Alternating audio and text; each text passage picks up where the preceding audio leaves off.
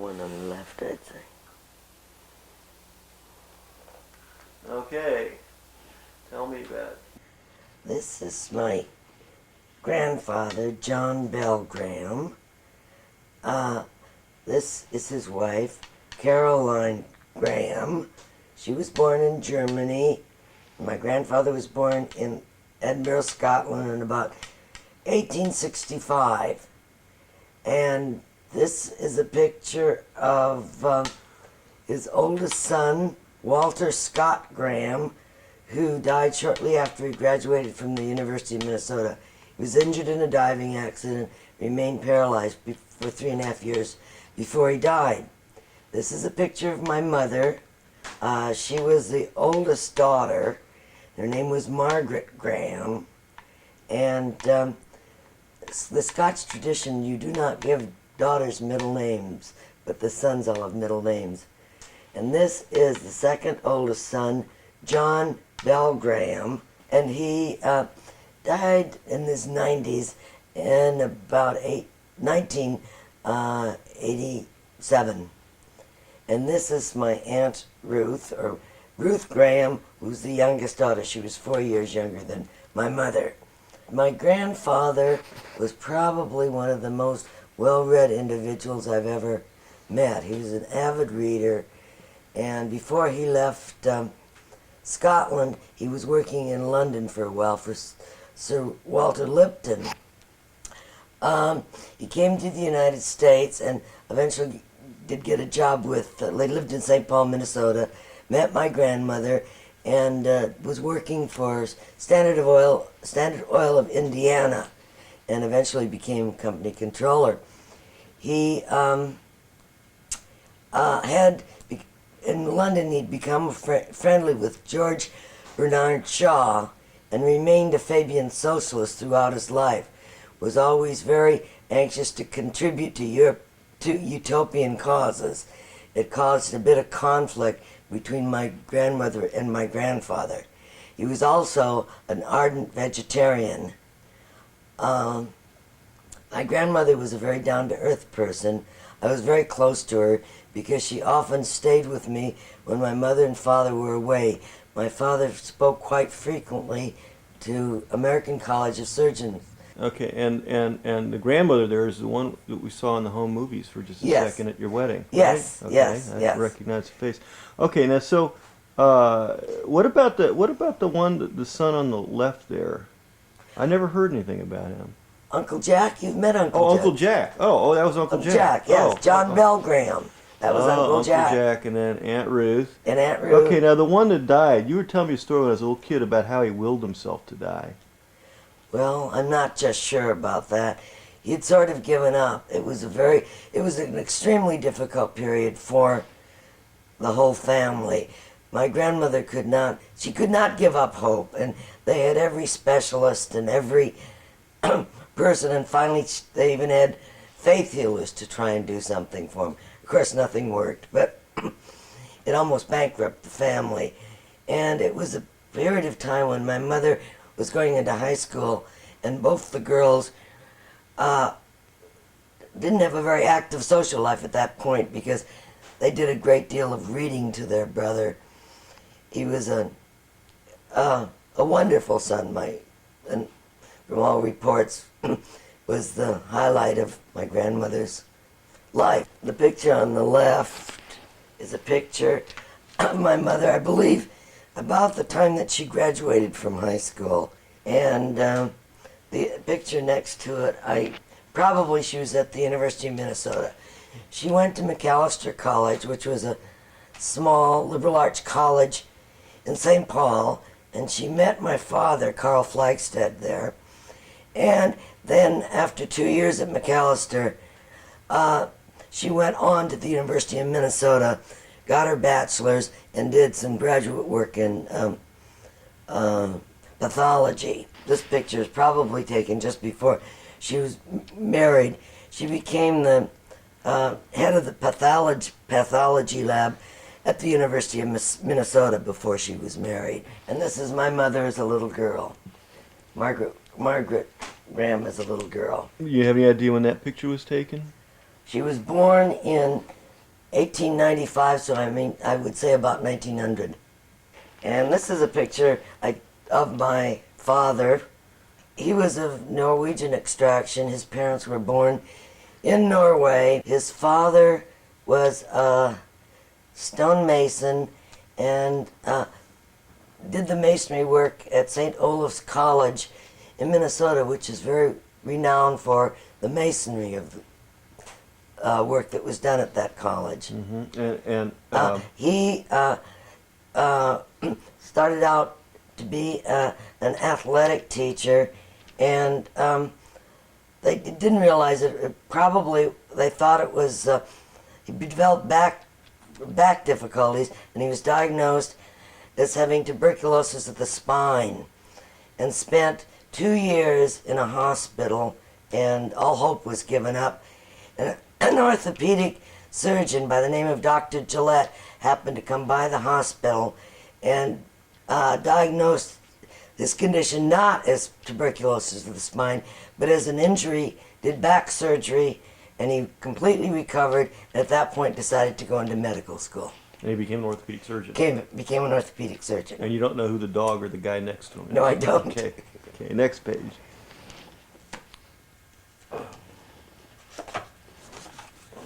I believe it's Walter Scott Graham as a boy.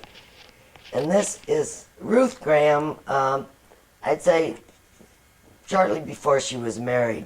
She too went to the University of Minnesota and went on, I believe, to get her master's, and was accepted, which was quite rare in those days. In fact, it was rather rare for women to have college educations, but was accepted to the medical school. No, was it Aunt Ruth? Yes. Okay, that's Aunt Ruth. Aunt Ruth.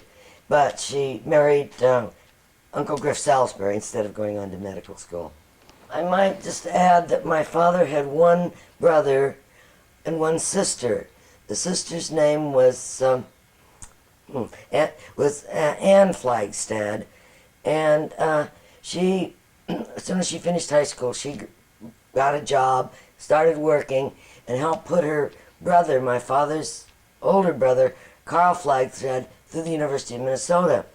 And he became a dentist and was president of the American Dental Association, and also the dean of the dental school at the University of Minnesota later on.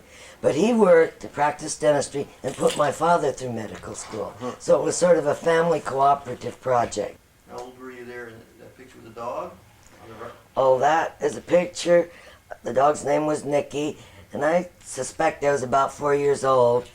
We lived on Fremont Avenue in St. Paul, Minnesota, and my Aunt Ruth and Uncle Griff lived a block away in another house up the street.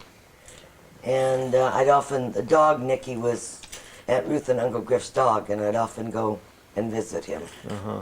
And we might say right here, right now, that you don't really need the cane. You're just using it to point out. Okay. I don't use that, all right. Okay. That is a picture of my grandmother, and I'm a very small baby, maybe a couple of months old, sitting on her lap, and it was taken at a lake up in northern Minnesota that we were visiting. Okay, and then on the one to the right of that? That is me on the porch of my aunt's house in St. Paul, Minnesota. These are all just sort of different pictures of me. And that's the winter, and it's across the street from our house in St. Paul, Minnesota. My aunt is holding my hand. And the one up above it? That's your house? That's, I'm not sure. That's, again, with Nicky, and I'm not sure. Nicky the dog. Nicky the dog. I believe that's the house next door, but I'm not sure. And what about this picture to the left there? This one? Yeah. Oh, that was me at about 4 years old. And unfortunately, my mother had dark hair and hazel eyes, very Scotch looking, and she was rather disappointed when I was born because I had absolutely white Norwegian hair. And that was so common in Minneapolis that it was not sought after because it was such a largely Swedish and Norwegian town. Okay, next page. I would just say these are generally generally pictures of Jean as a child. You're not going to go over them. I think this old car is sort of interesting. I don't remember Yeah. whose it was. Probably my father's. He drove so very much because he was doctors made house calls and that at that time, and he had a tremendous patient load, and a car would only last him a year. That if we were very fortunate if it lasted a year. Wow. So wasn't he a fairly renowned orthopedic Yes, surgeon? he was very well known. And every year, for at least a week, he'd go up to the Mesabi Range in northern Minnesota. It was the Iron Range where the Finnish people worked. And he'd do a week of free surgery for the children up there. This is the house right here next door to our house in St. Paul. It looks like just like kind of like a suburb. It was a few miles from town. Uh-huh. When I was about 6, we moved from St. Paul to Minneapolis. My father had an office in St. Paul and one in Minneapolis, and it was just more convenient for him to live in Minneapolis. And this here is a picture of our house on 10th Avenue South in Minneapolis. Uh-huh. And this is my cousin Griff. I believe it was his 4th birthday. Aunt Ruth and Uncle Griff's oldest child, a son. And they lived 2 doors down from us. Again, we were very close when they'd bought a place in Minneapolis, too. Here is Griff, my cousin, again. We were very, very close. It was very difficult to leave. So I was 3 years older, but I sort of looked after him. I remember one day, we were playing in the afternoon, and my aunt was out, and the maid was home with the children, and Griff got out and went down to the parkway and was hit by a car. And fortunately, he survived, but I always felt very guilty that I should have been there to take care of him. Well, these are a group of neighbors at a birthday party at the Hoyland's house, which is across the street from our house in Minneapolis. Griff in the car and some neighborhood children, my mother and I, and a toboggan. And where was that? In Minneapolis. This is a picture of our house in Oakland just after it was built. Shortly afterwards, there were houses on either side, but we were alone at that And point. where in Oakland was this house? Oakmore Highlands. And why did you move to Oakland? We moved, my mother remarried. My father died in 1931 or 32, 31 I think. And he had gone to the hospital.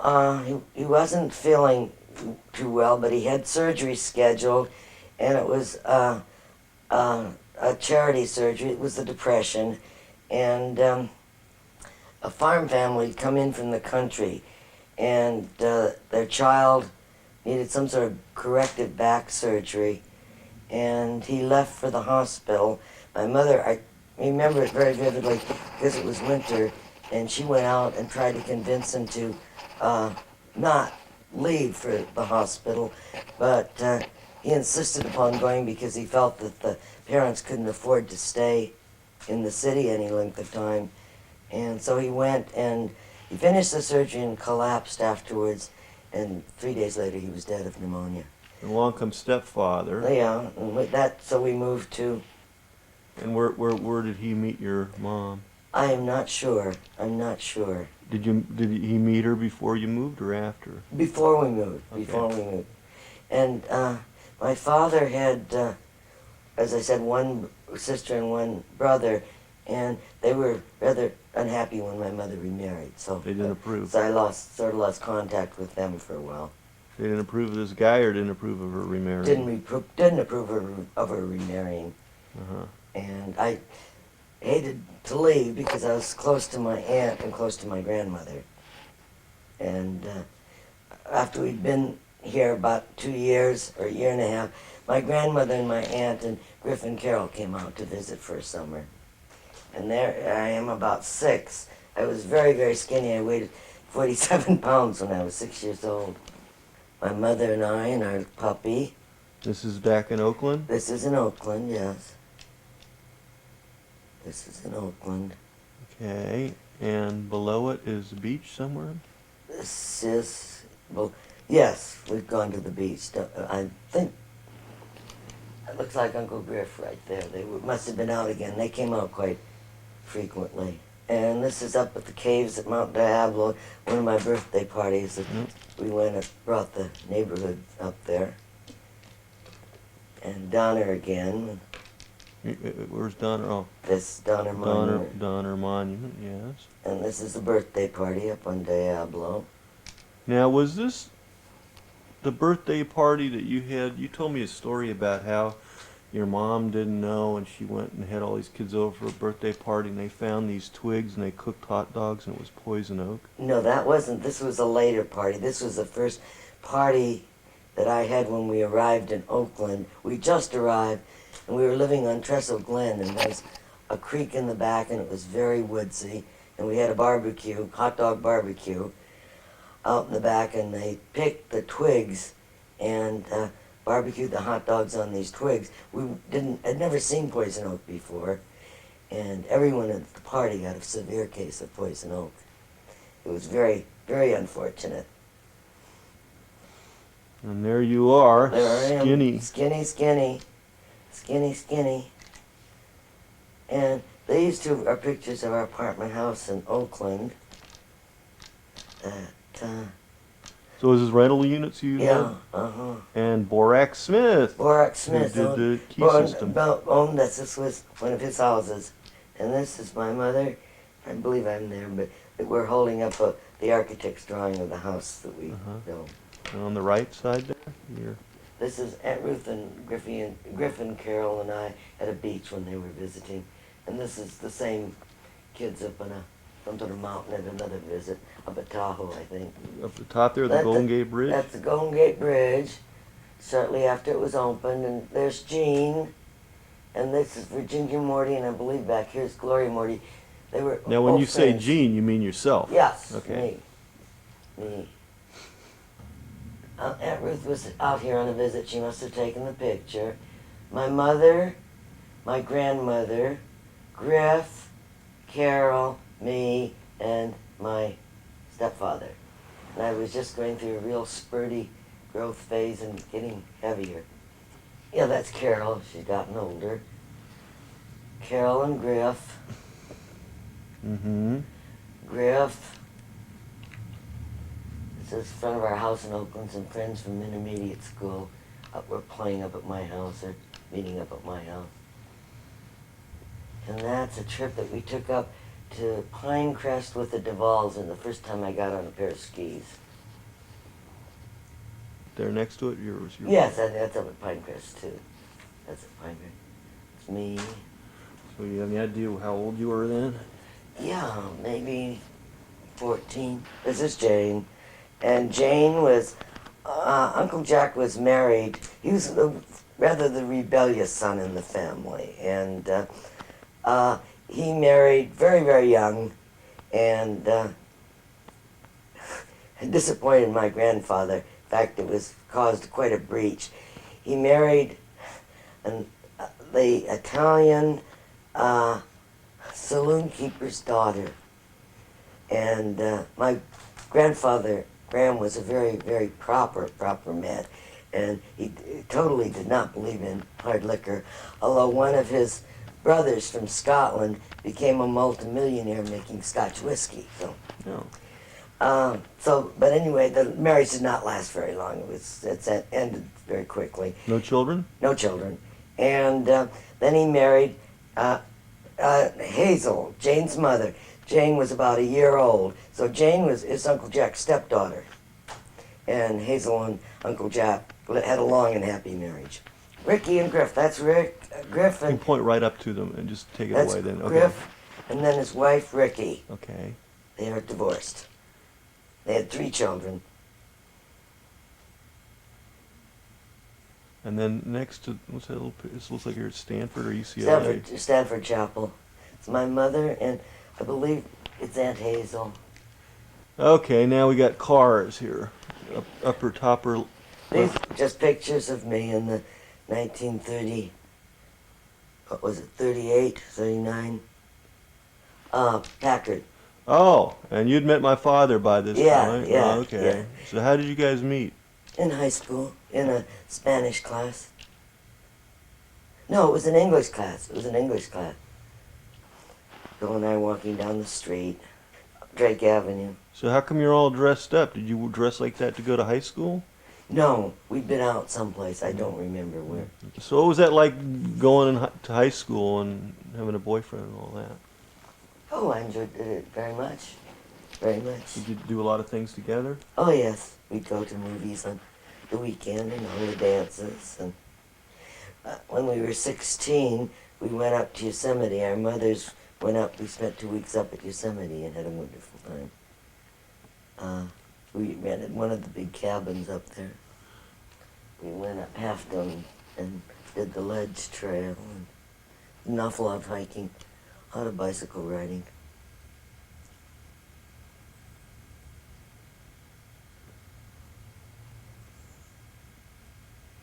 It was during the war, so that we saved up for a year to get enough gas coupons to go up. Took a whole year to save them, huh? Just about both, saving, being very conservative for both your grandmother and for me. So I guess there wasn't a lot of people up there. Very, very, very quiet. Very quiet. Right. And this is 1942. I'd say, yeah. Yeah.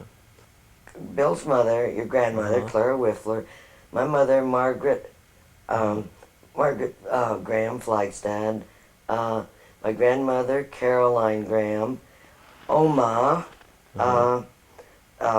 Clara's mother, and me. Yeah. Okay, upper left-hand corner. It's Your dad in his naval uniform, a little overweight there. your dad and his mother, your dad and his mother. Right. Oh, this was taken at Stanford, Uh-huh. and this is DJ McEachran. This is me, Barbara, Lamb, and Babs Lowry. And here's a picture with one of our teachers. This is Jean. It was a costume party at Burlingame High School. This is Betty Jean Knight, who became married a local boy, divorced him, and then married Edward Scripps and became a multi-millionaire with houses all over the country. We still write back and forth. Yeah, about the whole bunch of you there. Oh, that's a sorority that we had at CSM, and there's just a whole group of us. There's Martha, and there's Barbara, and there's Jane. Where are you? Right here. Okay. And this. So Barbara went to CSM with you, too? Yeah. That's where we met. That's where I met Martha, and that's where I met Margaret Montgomery. At CSM? Uh-huh. Wow. Margaret's in here someplace, too. I think that's Margaret. This is my friend Etta Clausen, who lived down with Gonzales, which is near Salinas. Their family had a big dairy farm down there. And she was a friend from Stanford, and she married another friend who's an attorney, went to Stanford and was an attorney. And they had a little girl. I was a bridesmaid in the wedding. And when the little girl was a year old, she developed tubercular meningitis. They tried treating her with antibiotics, and she had massive doses. She totally lost her hearing and most of her sight from the dosage of drugs. And after having it for about 2 or 3 years, I'd go down quite frequently to visit her. She was staying with her mother and father down in Gonzales. She died. Mm. She must have been maybe 24 at the very most. Oh, that was her. I thought it was her kid that had No, meningitis. no, Oh. no. She left the little girl. Picture of Jean, just shortly before I was married. I was about 21 maybe. Okay. Tell me, if you look carefully, the nose is a little crooked. Tell me about when you broke your nose. Oh, dear. Oh, you would ask that. Well, we were living when first we just moved out from Minneapolis, and we didn't want to buy a house until we had checked the various districts in the East Bay. So we rented a house on Trestle Glen, and he was a year or two younger, but a little boy next door who was very much of a roughneck, and I was not supposed to be playing with him. And we were playing, and he accidentally tripped me or bumped into me. And I fell, and I broke my nose, and it hurt terribly. But because I was doing something I shouldn't have been doing, I did not tell my parents. Oh. That's our first boat. Oh yeah, I thought that did look familiar. The little boat that we had up in the... But that's no one. No, it's just an ad. Ad, yeah, okay. John and Barbara Schrock at their wedding. I was a matron of honor. Well, tell the whole story about John and Barbara meeting. Well, Barbara was teaching school, and John was a school psychologist. He had his doctorate from Stanford. Barbara had her master's. She went on to get her master's of education at Stanford. We were roommates for a good portion of the time at Stanford. And she was teaching and never really met anyone. And some friends of your grandmother's, Mac and Claire McGarry, Mac had worked for years for the Chronicle, and John Schrock was a good friend of his. So he introduced Barbara to John, and they eventually married. And now, the little sidelight about Mac and John. I don't know anything about that. No, I don't know anything about that. That you know. There's a lie being told here. No, I don't want.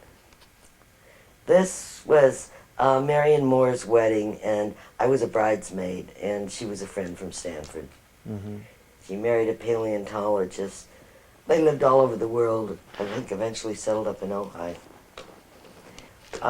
Marty Marshall, Babs Lowry, Jean Whifler, and Barbara Lamb Schrock. Okay. That is just a picture of my first grade class that I taught at Laurel School in San Mateo. And how long did you teach for? I taught for almost 2 years, and I was pregnant and quit. And you can. You were on the way. I was in the oven, Yeah. so to speak. Tell me a story. You said you were teaching, and there's one little boy that had another one down on the ground, was taking his face off, was grinding his face in the asphalt. We had one little boy who was just Billy Smith, and he was just extremely destructive. Unfortunately, I had a class of 45 children, and it was more babysitting than ability to teach. There was just too many children, and to have one child that was that difficult took 10 times more time than you could devote to a child who was achieving something. But yet he took a tremendous liking to me, and finally he got to the point he wasn't going out and beating people up on the playground. He wanted to walk around the playground and hold my hand. And I kept trying to get in touch with his mother. I wanted to have a conference, and she would never come. Well, she finally came, and I could understand why Billy was having problems. She said she came with her hair covered with curlers, and in a very interesting, sort of suggestive outfit. And she came in and she complained bitterly that she could not do a thing with Billy. Billy had always been a problem. She went on to say she'd locked him in the car about a month before, and he was locked in, and he broke the window trying to get out. And I thought, it's not all Billy's fault. This is a picture of Rick and Griff's wedding in Minneapolis. Griff is now living in New Mexico. He spent most of his married life in Omaha, and disliked it intensely. He was an executive for Coca-Cola, and after the divorce he was given the option of an early retirement with quite a nice package attached. So he took it and went to New Mexico. He'd always liked flying. He'd always had a plane, and bought a ranch down in New Mexico and has horses and dogs down there And I talked to him about a month ago trying to find out our grandmother's maiden name, which he did not know. He thought his sister probably knew because she had all the family records back there. But he's very happy living in New Mexico. Good. Okay, next. Jane's wedding. Jane married an electrical engineer. His name was Buck Merrill. A wonderful man, a delightful man. Unfortunately, at about the age of they moved out to Seattle, and he was an engineer at Boeing, doing extremely well. But at about the age 55, he began showing memory problems, and it turned out to be Alzheimer's, a dreadful case of Alzheimer's, and he lasted for about 8 years, and it was very sad. And then on the right-hand side? On the right side is Jane, and next to her is my Uncle Jack. She was very, very fond of Uncle Jack. She was devoted to him. Uncle Jack and Aunt Hazel, when they were in their retirement, Uncle Jack had bought or built over the years, had a cabin up at one of the lakes in northern Minnesota. He loved to fish, and it was right on the lake, so they'd spend their summers up at the cabin up at Lake. It was the same lake that Hubert Humphrey had a house on up there. But they'd go up to the lake, and then in the winter they would drive down. They had a little place in Florida, near St. Petersburg. So now he said he was kind of a wild one. Yeah, but he calmed down. He calmed down. He was the only one that did not go to college. He would not go to college. And so what's some of the wild things he did besides marrying that bartender's? Well, he's been expelled from almost every high school in St. Paul. And it was very, very devastating to my mother, because instead of remembering Uncle Walter, who was a model student and one of the top graduates at the University of Minnesota, all of her teachers remembered Uncle Jack, and she'd be following in Uncle Jack's footsteps. So he was thrown out, and the teachers remember him. Yeah, well, teachers tend to do that. So it was embarrassing for my mother anyway. So what did he do to get thrown out? Well, by today's standards, it doesn't sound very, very, very severe. The punishment really wouldn't fit the crime today. He was a tease, just a tremendous tease. He always was. And he was thrown out of one high school because they had a hallway with circular stairs going up to the second or third floor, and the principal was standing in the rotunda speaking to the teachers, and he dumped a pot of mustard, just the mustard, on the principal's head. I remember him when he came by and visited, and he was a big joker. Yeah, oh yeah, he was a joker. You see, this was not, but in those days that was more than enough to throw someone out of school. So that was one of the things. And then he was very athletic. He was a very good athlete. And there was a party for the football team, and they had punch, and he heavily spiked the punch. And then he was out of that high school. It was very difficult for my grandmother and for my very proper grandfather. You ready? Yeah, I'm ready. These are pictures of your grandmother, Clara Fopel Whifler, who was born in 1890, and her brother, Gustav Fopel, who was born in 1885. There was a 5-year difference in their age. And these pictures were taken in New York, where they grew up. And the ones are self-evident of the boy and the girl, and I'm not certain whether this is Granny, Clara, or I think it's probably Clara, and this is probably Gustav, but the boys wore dresses in those days too, so it's hard to tell. And this wasn't San Francisco. No, it's with New York.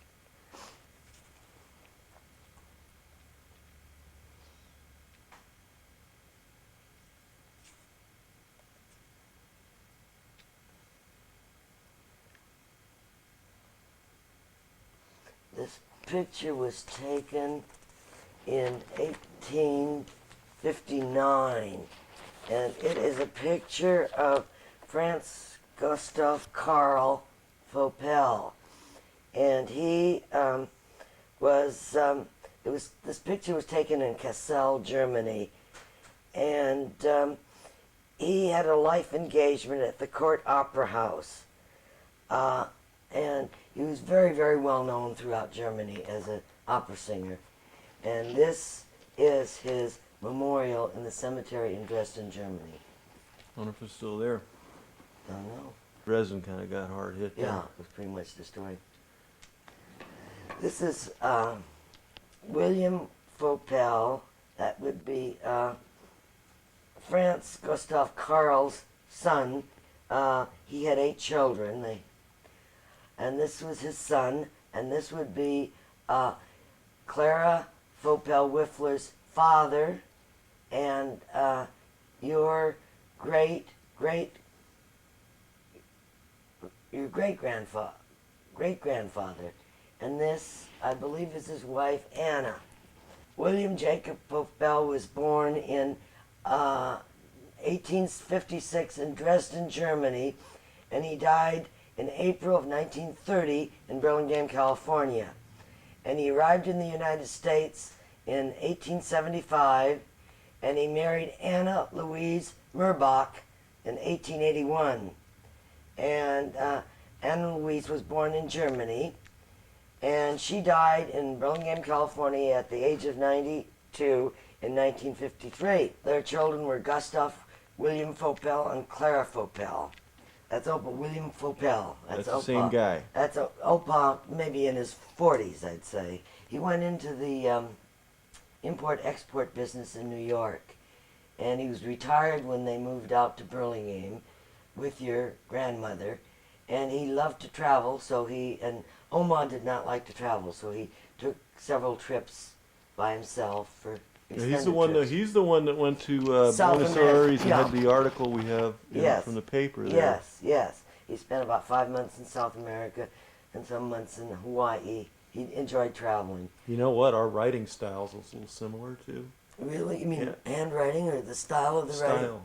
Or you mean the phrasing or the Yeah. handwriting? This phrasing. Well, I couldn't see his handwriting. It was just from the Oh, they're newspaper. printed, yeah. Yeah, just noticing he has a very kind of dry sense of humor. And this is Opa and Oma.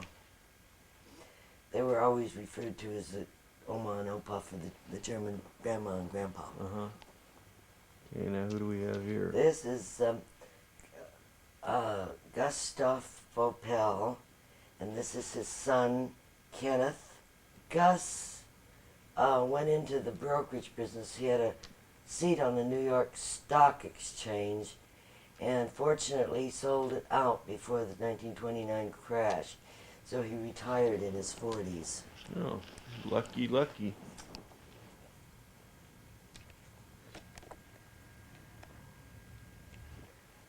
Kenneth was our cousin Audrey's father, the cousin who lives in Palm Ridge, New York. Daniel. Oh yeah, Audrey the artist. Audrey the artist, yeah. Ah, I get it. Audrey Fox. Audrey Fox, and that's her father. That's her father, but then who's And that's her brother. Oh, that's her brother then. Okay, brother, father. This is their house in Palisades, New Jersey. The Vaupel house in Palisades, New Jersey. But there are many other pictures of them. Much better ones. And that's Gus there on the pier? Yeah. Yes. I believe these are German cousins. This is the grandfather, the opera singer, Franz Gustav Karl. This is Grandpa Vaupel. Yeah, Grandpa Vaupel. He's dressed for one of his parts in the opera. And I don't know what these are. They might have been pictures that were taken in Europe in the trip in 1909. The trip that Opa and Oma and your grandmother took to Germany and Switzerland. She enjoyed seeing the cousins, but she was bored with the scenery and the buildings and everything. She was quite young. She's about 18. She met a young man that she liked there, but that was the highlight of the trip. Pictures of the house in Palisades, New Jersey. The furnishings were very, very Victorian. It was quite a large home, evidently.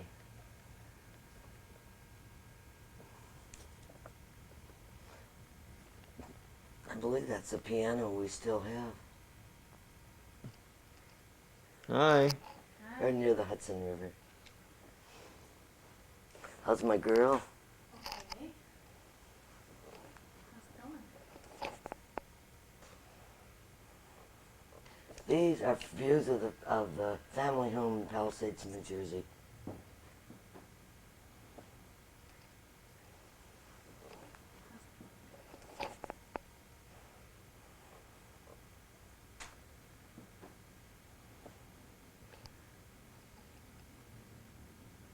Granny's pets through the years.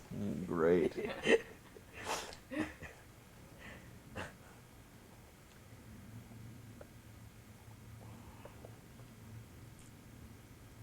So she's written some of those things on there, right? Yeah. Yeah. Oh yeah. Oh yes. Okay, who are these people now on there?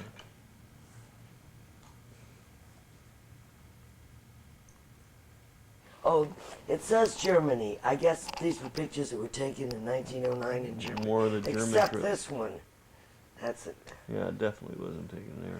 And this one up in the corner here is Granny in a Black Forest outfit. This is my script, mine. Okay. That's her. She must have been going to high school there. Graduation from high school, it looks like, maybe. I don't know. About that age, I'd say.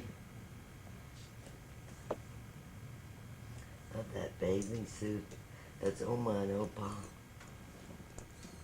Opa and Oma. Yeah, hold on.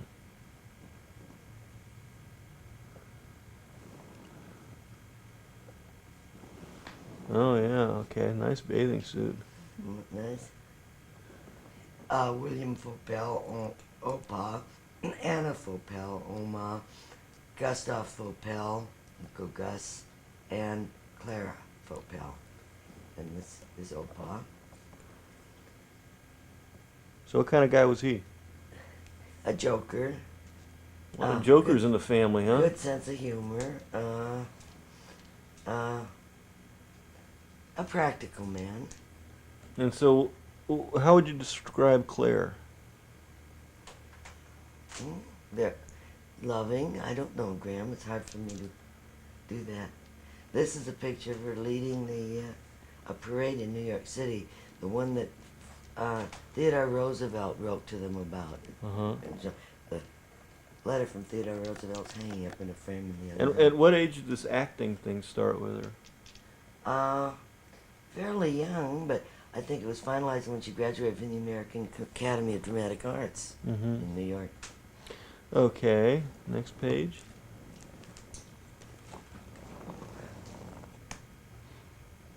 Yeah, push that up there. So there you go. Palisades, New Jersey, those are. And that looks like she's at the fair of Treasure Island with the rickshaw. They get mixed up. So no one in the family was a rickshaw driver. No. I think they had them at the fair in 39.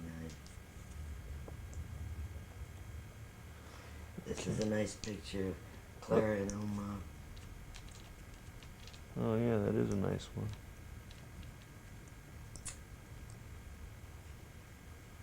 Gus, Kenneth, and Opa. Uh-huh. And this is Opa and William, your father.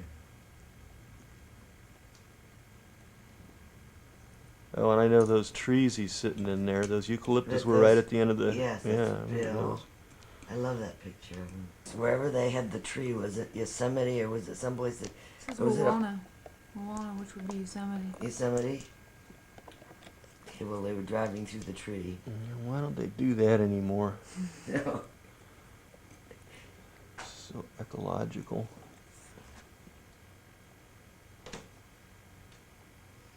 Oh, good one. That's a nice one of Granny. I suspect she had what you'd call a transformation. Transformation. Tell me that story. Listen, genes in the family for prematurely whiting. And Granny said that by the time she was 24 and was on the stage, her hair had turned white. So she said she always had to wear a transformation, which we would probably call a wig.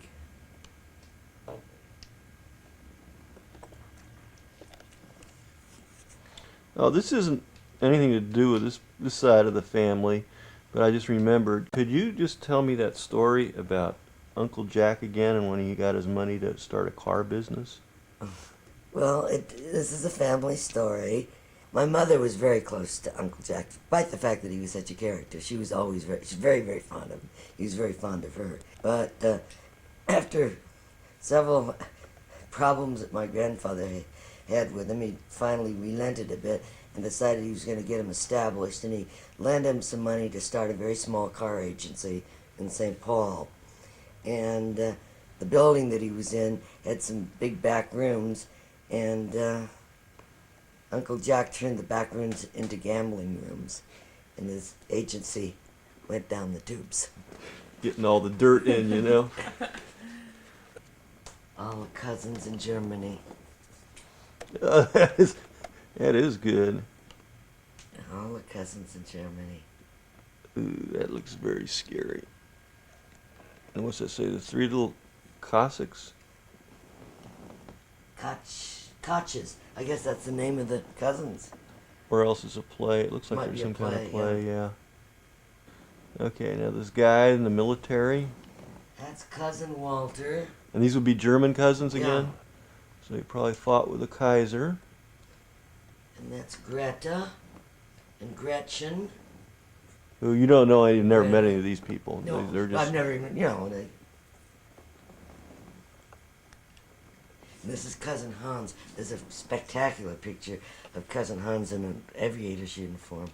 no, he was German. Yeah. So it'd probably be Luftwaffe.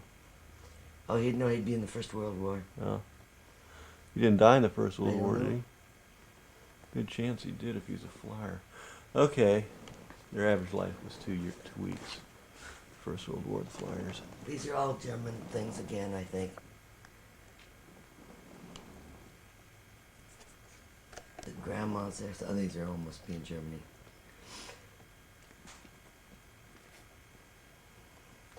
Unfortunately, Granny should have been the one to do this, not me. Yep, well, Better late than never. yeah. That's 1909 when she went to Germany.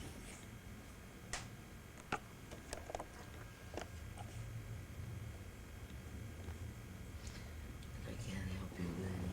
How long was she there for? About 6 months, I think, but oh, but dear. There was a shot of Gus there. Oh, she did not like Gus's wife, Emily. You know why?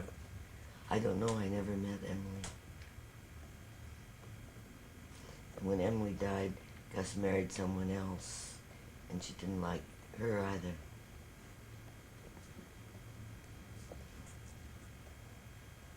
I don't know. Who are those people that we used to go down and visit? Edna and Dan, Edna and Dan, Edna's mother was Arthur Whifler's sister. So they were cousins on the other side of the family. This is a place that they go down on the New Jersey shore, I think, to the beach. These are beach pictures. They always would go to the shore. To the New Jersey shore. These look different vacation pictures, it looks like. Yeah, There's one of Clara. so this is Clara, and this is Clara. I like that picture. And that was obviously, well, this one here. This was a play part, where she was dressed up for something. These are all parts. With the That's cigar- downstairs. With this, yeah, the hat's downstairs and got a cigarette in her hand. Yeah, But she didn't smoke. no. But it was Okay. sophisticated looking at that time. Yes. Oh, thinking? Is that what? Yeah, that's You're there. She is thinking. thinking. She was a great thinker. And now a light pleasure. That's her probably. Yes, I think this is Gretel. There's a cousin Gretel in Germany, but I don't know whether it's the same Gretel. And these are parts. Can you point out which one she is? She's on the left, isn't she? Yeah. Yeah, in this picture, she's here. Yeah. How old do you think she's there? She looks to you. Oh. Well, she was born in 1990. They went to Germany when she 1890. was 1890. She was when they went to Germany. She must have been 19. It was 1909. There's that guy again. Yeah, Just mentioned someone she was interested yeah. in. There was one picture in here of a good-looking guy, and I think she was interested in him. These are various pictures of Clara. It's different.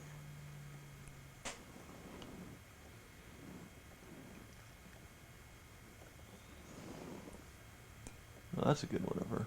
That big round one. That is good. Very good. And she's about probably about 19 or 20 there. I'd say so. Yeah. So that was probably her real hair, not one of. Yeah. Would you call that again? The Well, wig? she calls him a transformation now. Transformation, right?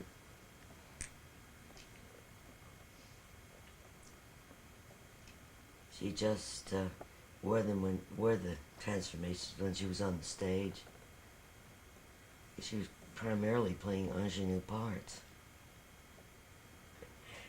This is in her Black Forest costume. And she really looks like Bill a lot in that picture on the bottom left. Mm-hmm. This one? Yeah. Yeah. I like this picture of Oma too. Okay. That's Oma. And who's the guy next to her? It's like Vincent Price. He's a Silly yours. Someone Christie. I don't know who he is. You know, I bet these people she played with. Probably. And there's Ruth there. I don't know. These on this page are 1912, and it's a class of the American Academy of Dramatic Arts that your grandmother was in. William Powell was in the same class with her. This is Kenneth, and this is a nice picture of Oma. Just pictures of her friends in the house in Hasbrook Heights again.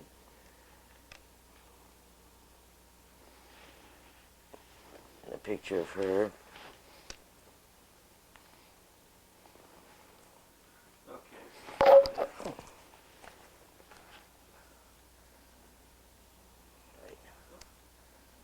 Who's that? The homely looking one?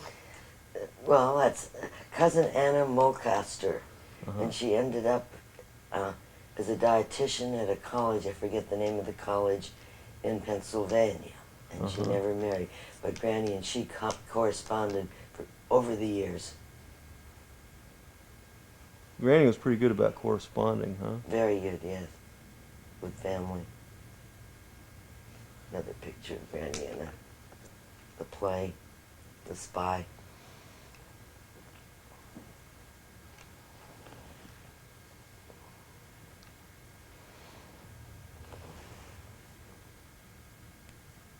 Now this gentleman appears quite often. Dr. H. Eakin Laddie. My Yeah. Australian beau, it says. Uh-oh. Nice looking, isn't he?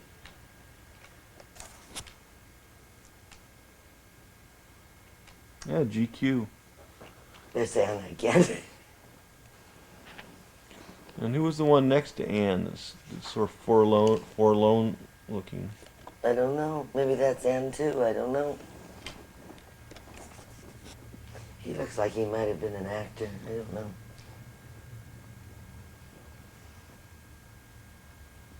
These are scenes when Granny was in the Metropolitan Opera. She was in the chorus of the Metropolitan Opera when she was a young girl. See somebody in blackface That there. face in Palisades, I guess I don't know whether it was for a costume party. She loved costume parties, or whether it was for a play.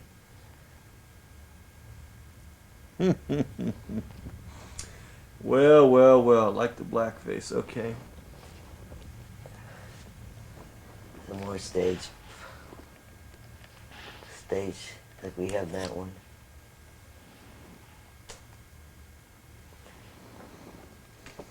And shots of the old house. Old house again, we've had that.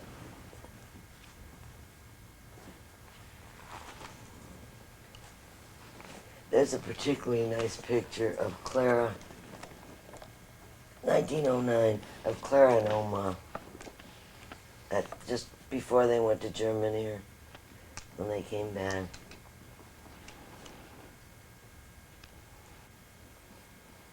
It's like softball up there, Granny batting.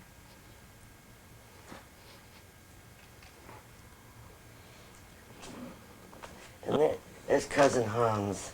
That must have been the First World War. Yep, it was the First World War. Cousin Hans was one of the German cousins. This is their fish pond. Their fish pond in the sunroom in the Palisades Hotel.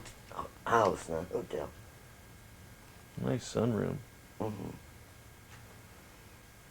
Again, there's the house. I guess that's mother and father in the picture there. That is a Christmas card, I believe. Yeah. Greeting, holiday greetings. This is the Palisades Choral Society, the Mikado.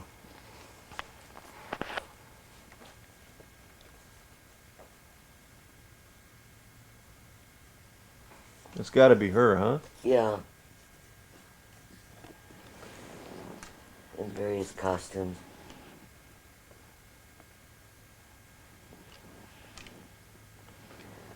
And these are all different people. I don't know who they are. They're all probably just people she worked on the stage with. They're Huh? probably staged. She liked to ride. These are the Riding Academy at Palisades, New Jersey. Okay.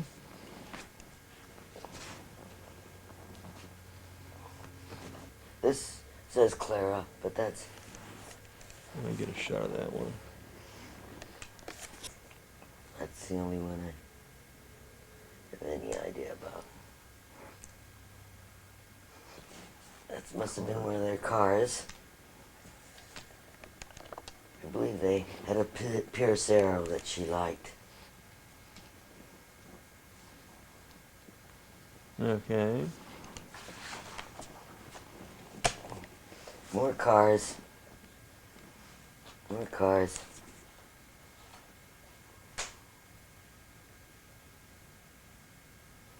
Long Beach Hotel. They're down the beach. They go down there quite often to visit. They did. Who were they visiting down there? I don't know. They had some friends. They almost bought property on Signal Hill, and they regretted that they didn't buy it Yeah, ooh, yeah. when they were looking to settle. There was a nice view lot, some view lots, quite large acreage that they liked there.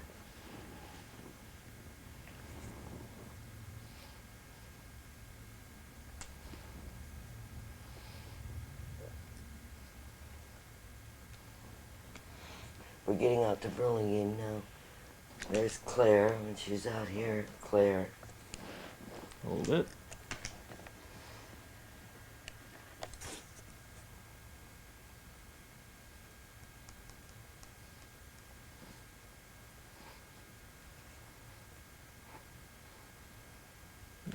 House in Burlingame, the front porch. You remember the front porch at No. 1540 Drake?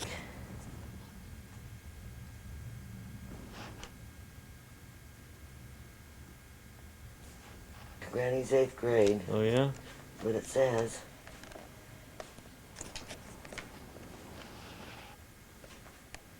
This is Arthur Whifler. That's Gus and Oma. And here's 1540 Drake. Oh, interior. Yeah, Oh, great. there's our table that you refinished. Yep. A little fireplace. And the fireplace. And the Oriental rug.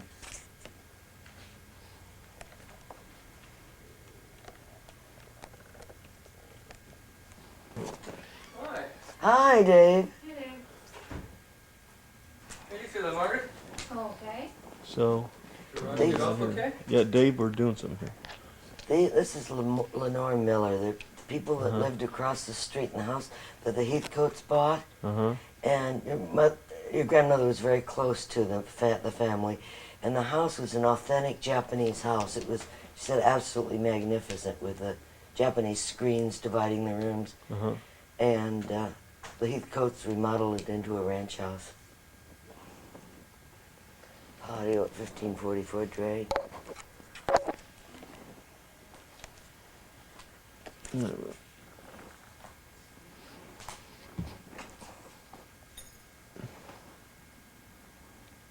got an indoor-outdoor patio. Mm-hmm. Wait. Okay, one more. I believe that's Oma in a riding outfit before she became crippled with her arthritis. It was degenerative arthritis. There's Arthur Whifler, Claire and Arthur Whifler. Claire, always are Claire. Yeah.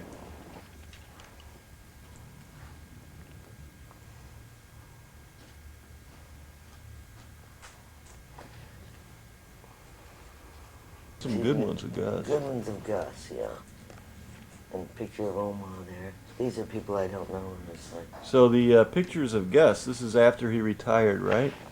Probably. Or, yeah. He retired in his early 40s.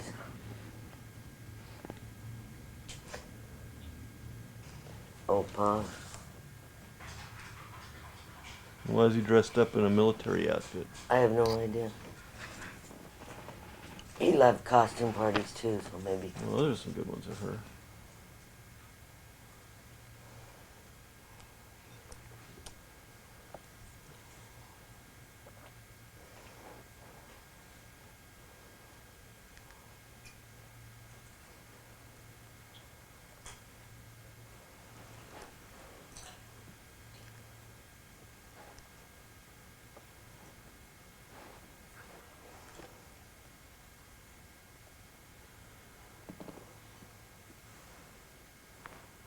This is William's father, Arthur Whifler.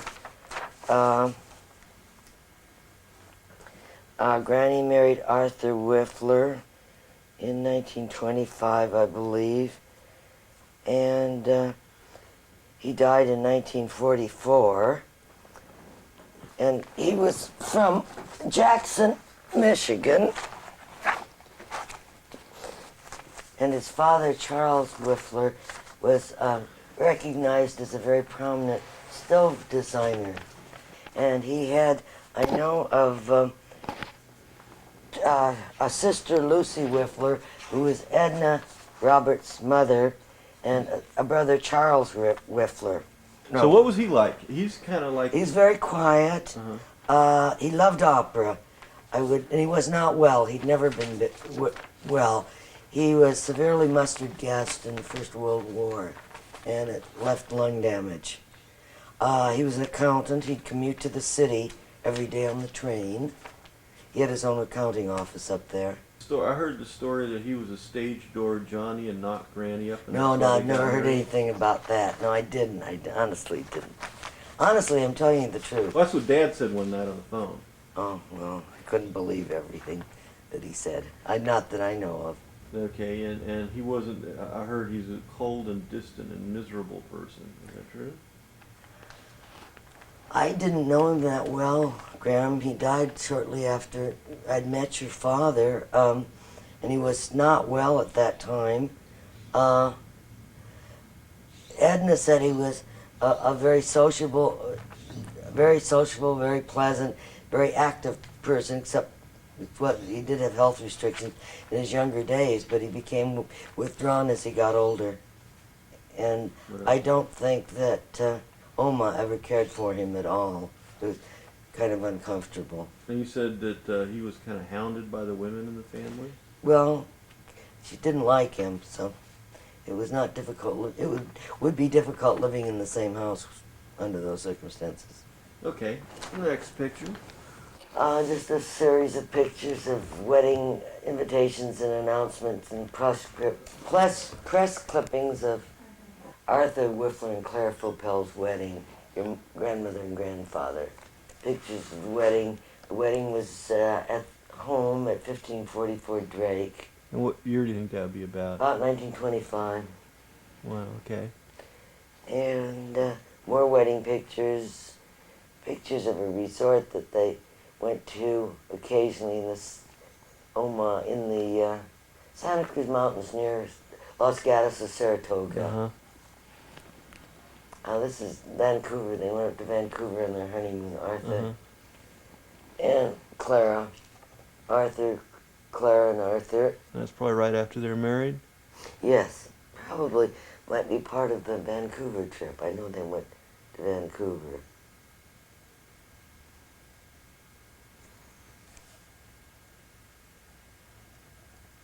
Okay.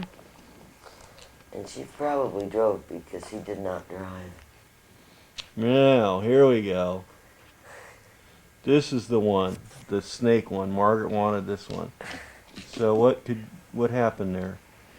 I didn't know about this until Margaret told me about it. Evidently, Granny was taking a bath and the snake came through the drain or something and frightened her a great deal. This was at 1544 Drake, about 1925-26. When William Fopel, Opa, became ill, Gus wanted to see him. Of course, the only means of transportation at that time was a train, so he took the fastest train available and arrived a couple of hours before his father died. Bill, when he was about maybe 8 years old, I'm guessing. Okay, good. We have a lot of ones when he's younger. And what do we have on these pages here? Oh, we have pictures of Gus and Oma and Where's Clara and Bill? Arthur. Dressed up in a... Is that him? Yep. Little What? tuxedo, top hat, by the chair there. Oh, I think he had that costume. I think he put on magic shows as a little boy. A rental house that they owned on Hillside Drive in Burlingame. They did, huh? Yeah. Whatever happened to that? They sold it for a couple of $1,000. It was recently sold during the peak of the thing. I saw an advertisement for almost $400,000. And there he is in the Navy. Yes.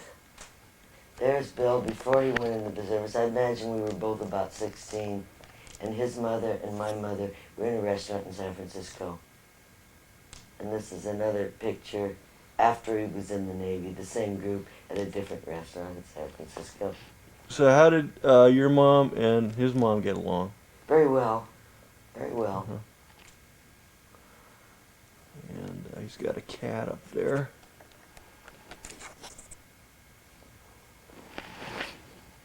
And then there's a picture of Granny, a couple good ones of her. Yes, one of Granny. That's Granny in her Pontiac, her yellow Pontiac.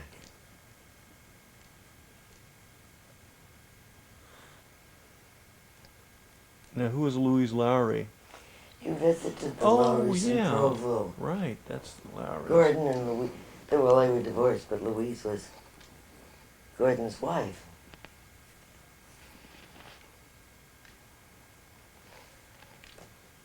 This picture of Harriet Morris, who's a friend of Granny's, some of the women in the Burlingame Women's Club. So there's apartments there, 25 Arroyo That's Court? 25 Aurora. Those were taken, I suspect, after Bill and I were married, because we were living in apartment number 3 Upstairs. upstairs. And you would cry sometimes at night, and the lady below would phone and tell us to try and keep you quiet. I spent many hours walking the floors with you. Should have just evicted her. That's Patty Wilkins and Johnny Wilkins, Helen's children. Patty is cousin Patty, who studied ballet and became a dancer. A show dancer in Vegas, and later on became a Jehovah's Witness, and has tried to get you into the church, Yes, right? Yes, yes. Very devout Jehovah's Witness. Very devout. And married one of the second marriage. She married someone in show business in Las Vegas, was divorced and married an influential member of the hierarchy of Jehovah's Witnesses. And I haven't heard from her since. And this is Gus, and a picture of his second wife, Pauline. He remarried after his first wife died. She had never been married before. And not a popular one with Granny either. She wasn't. Now, who was the guy Rob? Rob was grandfather Arthur Whifler's brother. And Rob, Did we ever see any pictures of him yet? no, that might be some in that envelope. You know, I have that one envelope with just a few pictures of the Whifler family. Okay, well, I'll flip the. I'll ask you about Rob. Yeah, I'll you got it, keep going because he with was these so things. nice to us. Picture of Granny and at a women's club convention. Rhonda Fleming, friend of Granny's. Put it down there a second. Get Rhonda Fleming. There you go. Okay. And this is a picture at Rhonda's house when Granny visited her down there. There's Granny on the side there, on the left-hand side. Hold it. Actually, I think this was a marriage ceremony, or one of Rhonda's marriages. Hollywood. Okay. Okay, another picture of Rhonda. Picture of Rhonda by her house. And these are all pictures of Rhonda in her house. Rhonda's home. Granny stayed down there with Rhonda's mother and Rhonda for a week or so. And then these are all just pictures of her house, right? Mm-hmm. Okay. These are pictures of Granny in Hawaii. Trip to Hawaii. She took a boat. Lurleen. Cruised on the Lurleen right to Hawaii. And this is the one that she was hoping to take Mac with her, and he dumped out at the last minute, right? That may have been. I forgot that. Yeah, She was hoping to remarry him at one point, right? She was very fond of Mac, yes. Yeah, but he wasn't going to go for that. No. Okay. He had never been married. This is Kenneth Fopel's house in New York. That's his son's home. And Audrey's father. And this is a picture of Audrey as a bride. And Audrey is the one in New York that my brother went to visit. Yes, Yeah. yes. She worked for Vogue. I met her very once. She sweetheart. came out Yeah. here once. Mhm. Oh, she's been out several times. And these are her two adopted children. They adopted two boys. In fact, I babysat for the older of the two, Andy, when they were out here at one time. And then later on they had two of their own when these boys were they had two sons of their own, so they had four sons. Okay. In her new house. And that's the house. It was on an architectural tour. All the write-up about the house on the architectural tour. Wait. And who designed this house? Your father, William Whifler, designed the house. And why did he do that? Why did she do that? Because she wanted a very individualistic house, very different house, and she wanted it designed just around her interests and her needs. But why did she have the house built? I mean, why did she stay in the old house? Because she wanted something different and something new. Mm-hmm. Okay. And she was 70 years old, and she refurnished it with a lot of new furniture, new carpets. I think it was quite a nice thing to do at that age. Not many people would have the courage at that age to start all over again. It was an adventure. Family pictures up here. Mm-hmm. And Daniel and Martin and Chris Engel at a rally in San Francisco for Barry Goldwater. this is cousin Helen, Gus's daughter. And this is Patty. Patty, pictures of Patty. I have some more of Patty. Better ones, Patty. Mm-hmm. And Patty's wedding, first wedding. There's shots of the house. There's a nice picture of Granny. Pictures of Granny on a motorcycle. Oh! Posing. I think you should have that. Okay. And was that Patty's husband's motorcycle, maybe? I don't have any idea whose motorcycle it was, but I'm sure Granny's wanted to have her picture taken on it. It looks like she has someone's leather jacket on, too. Here's Graeme Whifler, and he's a page boy for a charity event with Glenn Gage. And I'd say you were about 16. And there's Graeme Whifler in the All Together that he took the picture himself. Self-portrait. Margaret. Margaret. Okay. Oh, this is Burlingame, some sort of centennial Burlingame. She was in a lot of, I remember seeing a lot of parades and stuff. Yes, and she's very active in the Burlingame Women's Club. That looks just about it. Oh. Mac. Oh, yeah, I want Mac. Mac. Gotta have Mac. Yeah, we've got to have Mac. I found that one loose. I put it in. Frank McGarry. I liked Frank McGarry. He had a good sense of humor. And this is Granny working on some Hillborn projects, scenery or something. And for Hillborn. Could you straighten Theater. that book out a little bit? Yeah, that's better. Okay. There. So, again, tell me the story of Mac. Who is he? How does he fit into this whole thing? Well, his sister, Claire Homburg, was a good friend of Granny's, and she met Mac. They lived together. Claire and Mac lived together. They lived in North Burlingame. They had a very pretty house in North Burlingame, and Granny met Mac through her sister Claire Homburg, and they liked to entertain. We were often over there for dinner, and they were often over at my house for dinner, and at Granny's house for dinner, and they became very good friends. They'd go over to each other's houses to watch television and that sort of thing. Yeah, I remember Mac coming over. He'd always come over to watch the fights. Yeah, and Mac was, I believe, circulation editor for the San Francisco Chronicle. He worked for the Chronicle for many years, and he knew a great many of the fairly well-known people in San Francisco, having been in the newspaper business. Uh-huh. Okay. Very interesting man. He grew up in Detroit, and had some wonderful stories about the early days of Detroit and the swimming in the Detroit River, and very interesting man. But he died quite a few years before his sister died. It was very sad for everyone.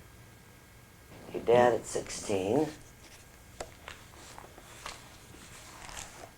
These two little miniatures here, one is Charles Whifler, the other is Lucy Whifler.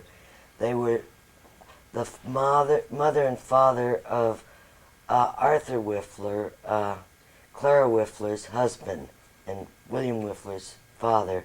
They're from Jackson, Michigan. Jackson, Michigan. Jackson, Michigan. I believe it was of German extraction. Mm-hmm. Another picture of Lucy Whifler, and another picture of Charles Whifler. Okay, that's Lucy, Arthur's mother, and there's Charles, Arthur's father. And Charles was well known in the Middle West as a stove designer, very ornate stoves in the Victorian period. And this is their son, Charles Whifler. Charles Jr. there. This Charles Jr., yes. And the name was spelled Whipfler. Is Whiffler. Yes, yes. And now which one, do you know which one Americanized it? Arthur Whifler Okay. Americanized it. So anyway, so there's Charles Jr. Charles Jr. And this is Robert Whifler So they had 3 sons. that I know of. Now these are the ones that I have pictures of. Uh-huh. And there was some sort of a falling out within the family. They had one daughter, Lucy Lucy, who was Edna Roberts' mother, and she, I believe she came out to live in California. But there was some sort of falling out between the brothers, and Arthur and Robert remained friends, but Charles sort of isolated himself from the rest of the family, or the family isolated themselves, the other brothers, from him. I don't know the story behind it.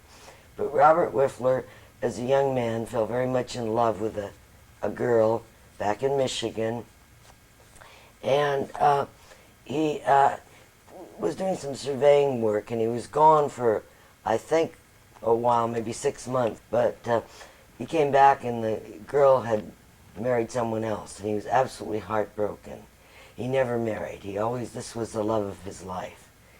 So after that, he went down to Arizona before it became a state. It became a state, I believe, in 1912, and he surveyed a good portion of the state of Arizona, and we still have the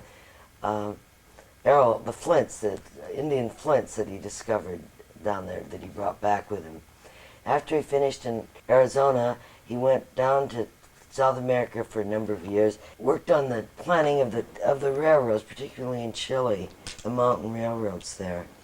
And he eventually came back to Jackson, Michigan, lived with his mother, or his mother lived with him, but she died, and he lived alone for a good many years, and he died about 1976, possibly, at 99 and a half. It was just before his 100th birthday, and I think he had hoped to live to be 100. He had met Bill once.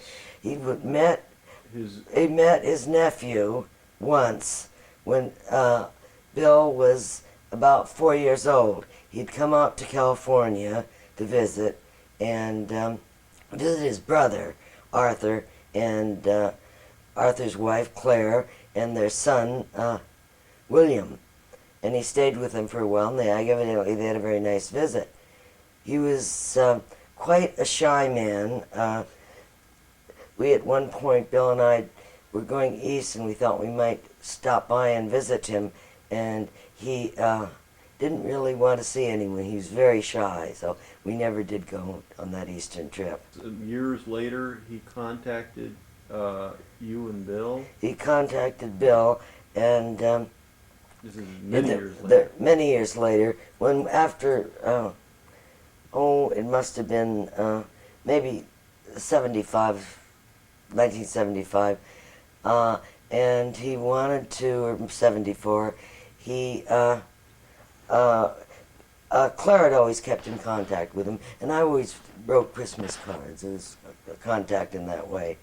And when he got quite elderly, since he had not gotten along with his brother Charles, I don't know whether there's any members of the family left on that side of the family, but he wanted to pass on his savings to his brother Arthur's only son, William.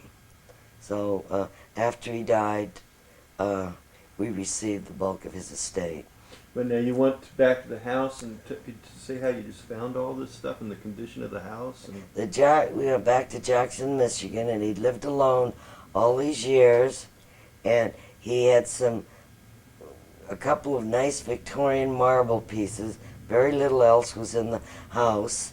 The kitchen was the original kitchen that must have dated from the beginning of the 20th century, and a very, very, well, to me it would be a depressing place to live, but I guess he was used to it. It was a fairly large-sized house with quite a bit of grounds and property around it, but totally lacking in furnishings and any of the amenities that could make life comfortable. Tell me about the money that you found and how it was all hidden, and how he also wiped the doorknobs and had that paper spread out. His belief, which sounds very strange, but he didn't like to touch things. He touched different doorknobs and things like that with newspapers. And when we went back there were just many, many, many, many newspapers in the house. Tell about how you found the money. Oh, well, he'd evidently wanted to give your dad some of his money, and we found certificates of deposit lying around the house made out in your dad's name. Weren't they under like telephones and stuff? Under telephones, lying around, just several of them in various places. Okay. Strange. And then next to him. And next to him, this is a picture of Bill's father, Arthur Whifler, as a child, another picture of Arthur Whifler as a child, and a picture of Arthur Whifler as an adult, probably at about the time that he married Bill's mother. This is Edna Roberts, who's married to Dan Roberts, whose mother was a sister of Arthur Whifler, Bill Whifler's father. Okay, I want you- And Edna passed away in, I'd say the early 70s. This is all from the baby book. Pictures all from the baby book. Now which ones, I don't know which are Rob. Rob and Daddy. And this is Uncle Rob. Uncle Rob with William as a little So boy. this is probably the time when he bonded with Bill when he visited. When the baby is a That's baby. it. There's Yes. the bonding right there. There, That right. lasts a lifetime. Right. See, he had no children of his No. own. So I wonder if that must be him in the rowboat too then, huh? Same clothes. Same hat. Looks like it, yes. Yeah, probably they're just taking Bill out for a ride. It looks like it. I don't know where they're going or where they are, but Yeah, it's some resort type thing there. could even be Sarasville Lake for all I know. Huh. Your father, I would say, was about 5 years old.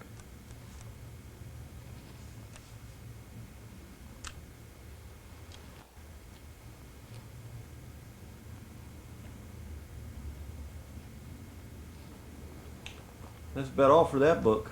Okay, on the left-hand side we have got Clara Whifler and her son William Whifler. and over there. And William Whifler at about, the one on the left I believe is about 2, maybe 3.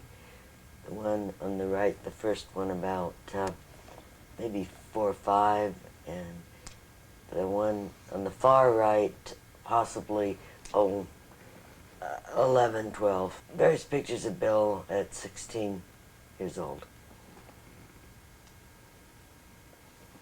Hold it, not yet. It'll take me a while to get all these. Okay. Jean at 18, 19. And this is the one you like. Is this the photo you That's like? I like. Not okay. Yeah. Bill. Okay. Bill at 16 or 17. It's nice. Hold it, hold it. Okay. Turn it. I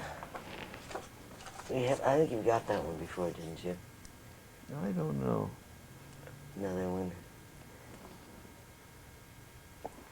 Okay, now we have the Bill two and his people. father, and that's graduation from the 8th grade.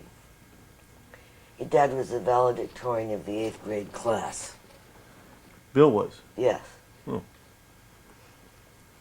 I recognize the rug. Yes.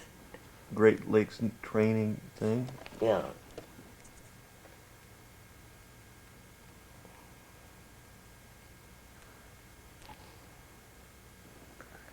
You look like you're out of Clockwork Orange in that photo.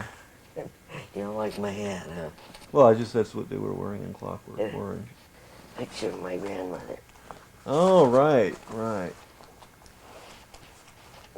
Caroline Graham. Now, did she come out to live with you? She came out after my stepfather died.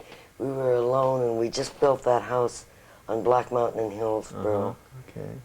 And she came out, and then she stayed out here. We went back with her. Was it once or twice we visited? But she stayed with my mother. And she died in 1950 in San Mateo. And the night before she died, I just found out that you were expected, and so she knew she was going to have a great-grandchild. And that's she just she decided she better get out while the going's good, huh? And no, she was very sick, so. So She was 86 years old when she died. So you said there she was a very kind and loving person. Very kind and loving, loved, adored children. Uh-huh. Left Germany because she was very unhappy there. She lived outside of Bremen in northern Germany, and she didn't like the school. She was, I guess, went to a very strict Lutheran school, and the Germans were very great believers in corporal punishment. And she just didn't like the way they treated the children. Grandfather Flagstead, and gosh, we left all the family history back there. Grandfather Flagstead, I know he came from Norway. We have all the genealogy of that whole family written down back to the 16th century. But he came over and he was Albert's father? Yes, Albert's father, and he was a stone mason. He was the one who did the stonework for St. Olaf's College, which is well known in Minnesota. It's a very beautiful masonry college. Okay, and there's Albert and Margaret. Yeah. Albert, okay, Margaret. We got those already. We got the dog. But not in color. No. Must have been winter with the long, heavy stockings on. There's David's mother. Oh, let's get Barbara. There's Barbara.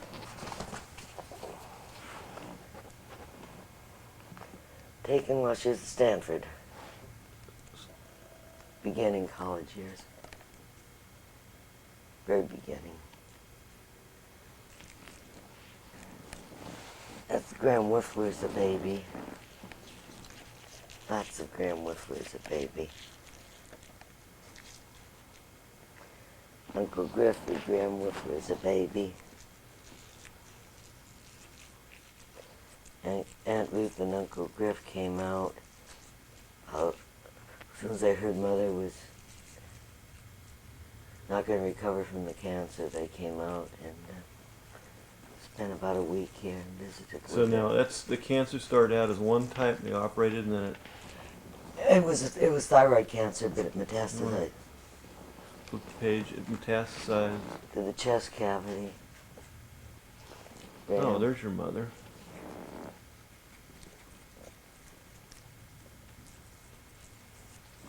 So was she treated for thyroid at that time? Did they have any treatment? They operated and removed the tumor.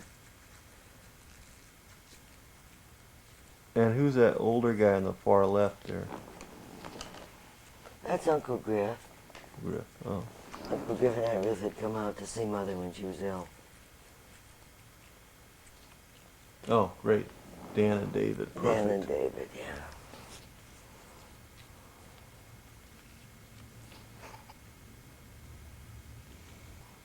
We have these in the movies. All these. Graham at St. Paul's. God, that was a horrible place. You didn't like that, huh? I wish they'd had Montessori at that time. We would be much better off. Yeah, you in your sailor suit. You in your sailor suit at nursery school. Well, that was a fashion show that you were in at St. Paul's. It's one of the mothers in the nursery school helping out. Oh, I know. Tell about the time Yeah, I you wouldn't were leave on this. the stage, and they had each child come out, took a turn, and display the children's clothes that they were modeling. And you were supposed to leave the stage, and you became so entranced by being on the stage that you would not leave.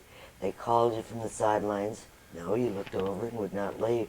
They had to go on the stage and take you off bodily. Yeah, I can still remember people laughing in the audience. Everyone was just roaring because there was no way of getting you off. Oh, that's a good one of Dan. He looks like an angel there.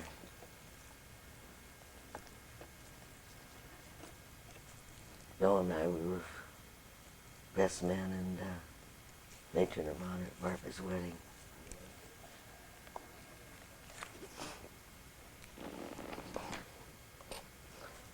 Yeah, no one looks happy at all in that photograph. That's a great photograph.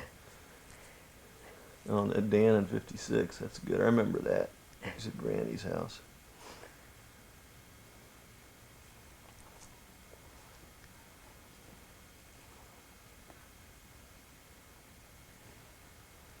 I only get one Dan and David. It's a good series. Oh, Uncle Jack. There's Uncle Jack. Oh yeah, Uncle Jack.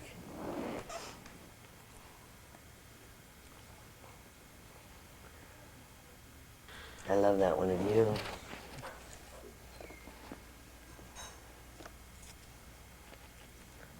Quite a series of Margaret.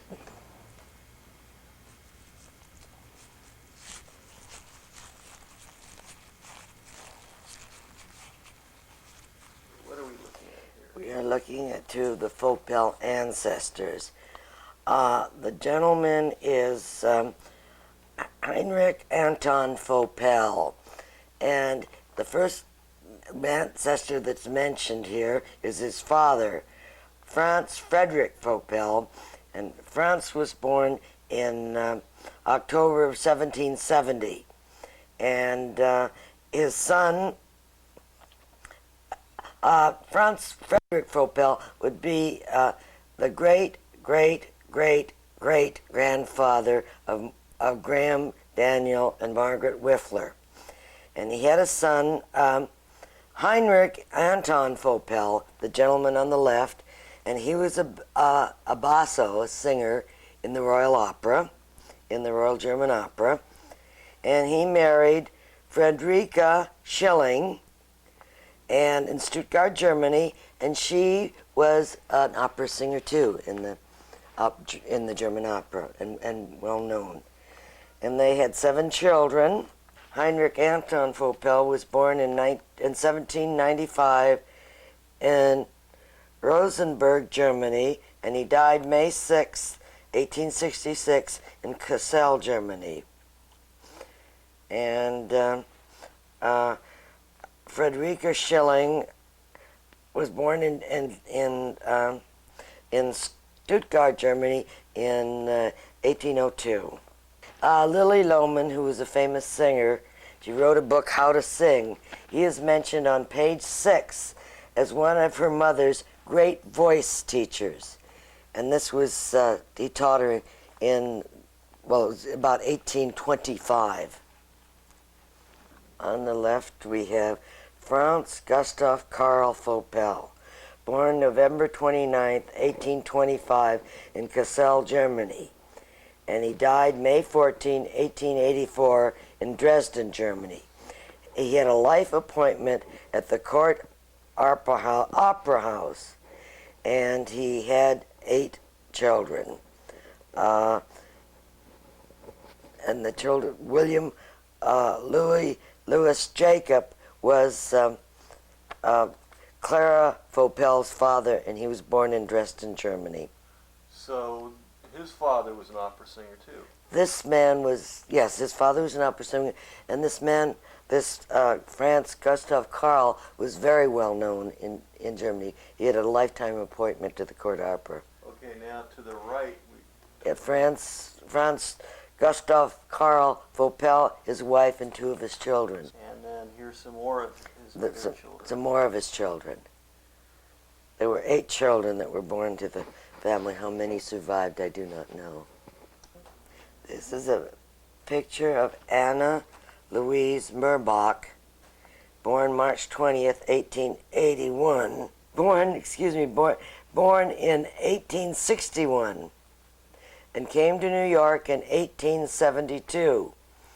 She was the wife of William Jacob Fopel, father of Clara Whifler, and she was the mother of Clara Whifler. Oma, a.k.a. Oma. Oma. She died in Burlingame, California at the age of 92 in 1953. Was a lovely, lovely lady. Little guy down here. That is a picture of William Jacob Fopel, her husband as a young man. These are Oma and Opa. William Jacob Fopel, born 1856 in Dresden, Germany, and died in April 1930 in Burlingame, California. He was the father of Clara Fopel Whifler and Gustav Fopel. And next to him is his wife, Anna Louise Murbach. She was born in Germany in 1861 and was the mother of Clara Whifler, Clara Fopel Whifler, and Gustav Fopel. Heinrich Anton Fopel, he was a basso, sang with the opera, and his wife, Frederica Schilling. And these are photographs of the people we saw earlier that were Yes, yes. These are photographs of the couple that we saw earlier, the colored. Gustav Fopel and Clara Fopel Whifler, Graham, Daniel, and Margaret's grandmother, and I would say the picture was taken around 1900 in New York. Clara was born in 1890 and Gustav in 1885. We are looking at a picture on the left of Clara Fopel Whifler as a young girl. She led a parade in New York City. She was the drum majorette and led a parade in New York City at which Governor Theodore Roosevelt was in attendance. He was so taken with the child that he wrote a letter complimenting her performance in the parade. The letter is signed by Theodore Roosevelt as governor of New York. This is Opa, William Louis Jacob Fopel, and he was born in 1856 in Dresden, and he lived most of his life with his family in New York. This picture was taken when he and his wife, Anna Oma, and his daughter, Clara Fopel, moved to Burlingame, California. And his grandson, William Whifler, was born, and William was approximately 2 years old, and he sent his greetings to William and told him to always be a gentleman. And the message is written on the back of the picture for future generations. Okay, who are we looking at? We're looking at my mother as a small child. The picture was taken in St. Paul. She was born in 1895. This probably was taken sometime around the turn of the century. She died in 1952 in San Mateo, California. Okay. You want to hear the story about the Franco-Prussian War? The Franco-Prussian War. Well, my grandmother, as I said, was living in northern Germany, outside of Bremen. They had a big farm in Germany. And what was her name? And her name was Caroline, and I think it was Ober, but I'm going to have to do some research on her maiden name. But it was Caroline Graham when I knew her. And when in about 1872, they were living on the farm, and maybe a year or so, or a year and a half earlier, her father had been taken into the Prussian army and had to leave the family. And in those days, they had no idea whether he would ever come back. And about a year and a half later, my grandmother was outside the house and looked across the fields and saw someone running towards her in a uniform. And within a short time, she recognized that it was her father. She was so young, she'd almost forgotten him. Was she Prussian? German. Northern German, yes. Northern German. Yes, Northern German. She was, the family was a Lutheran. The Southern Germans were your Catholic Germans. What about the story about the Kaiser, which was nothing but gossip and hearsay? It was totally gossip, but I did hear the gossip that my grandfather, John Bell Graham, who was born in Edinburgh, and by the way, this is a rather interesting story about him. He was always very education-oriented, and one of the reasons he was so very education-oriented was because he was in Scotland or England at that time. If you passed a very rigorous test at the age of 14 or 15, you were assured of an upper division high school education and a college education. He passed the test with flying colors and was ready to leave for school, and his father was killed, and he was the oldest son in the family. so he could not go on to school. So he was very, very anxious for all of his children to go on to college. Okay, so That was the story of my grandfather's education. He did very well without the additional education. Had a lot of training from Sir Walter Lipton in the tea business in London. The German story is hearsay, but he had one brother, became a prosperous manufacturer of Scotch whiskey in Scotland, and a sister who went to Germany and was a governess for the Kaiser's children. And there was a rumor that she bore one of the Kaiser's sons. And that is a rumor. And what would her name be? I don't know. I know my grandfather's brother's name was James Graham. I don't know what her name was. So her last name would probably be Graham. It was Graham, yes. So I could probably look it up in the archives in Edinburgh. They have very thorough tracing facilities there. Or look it up in the Kaisers. Okay, no. Well, I doubt that the Kaiser family would exactly recognize that. Kaiser's family. Huh. And there was another story you had. I forget which story that was. When my grandmother arrived in St. Paul, it might be kind of interesting. She came over at the age of 14 just to visit her older sister, who was married and had married in Germany and immigrated to the United States. She came over and stayed with her sister and her husband was very Germanic, very controlling, and very difficult for her sister to live with, very, very demanding. And at that point in time, my grandmother lived there for about 2 years, but made a firm vow that she would never marry a German, and that's why she ended up marrying a Scotchman. And St. Paul was a very fascinating city at that time. It was the center of empire building for the part of the Middle West. They had all the brewery families coming in, Anheuser-Busch, almost all the big brewery families were there before they went to Milwaukee. And the Railroad Hill was there, Crosby's for General Mills, Pillsbury's. It was a very booming city at that point. And she was fortunate enough to meet a very nice French lady, older French lady, who had a shop, a women's clothing shop in St. Paul, and also all the clothing at that point was individually made. And this lady had various people working for her, sewing and designing the clothes. She taught my grandmother how to make the clothes, and so she worked for the French lady and thoroughly enjoyed it. They became very, very good friends, and for her, in all of her life, she could sew so beautifully. I've never seen anyone who could sew as well as she could. But so what other stories?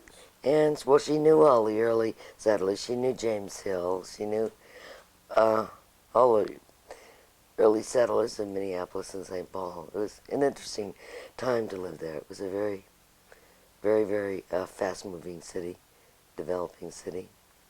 And St. Paul, Minneapolis was developed later. St. Paul was always a cultural center of the Twin Cities. And the finest old homes were along Summit Avenue in St. Paul. I want to know the dirt now. I don't, it wasn't a very scandalous family on either side, so I really can't say anything.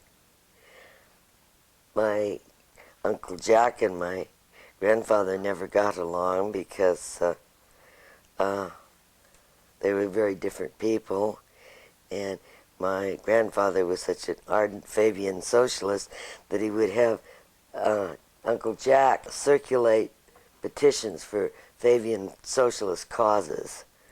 And as a young boy, this was very distasteful to Uncle Jack. He seemed to feel the brunt of his father's political opinions. Out of tape. You're done. Good.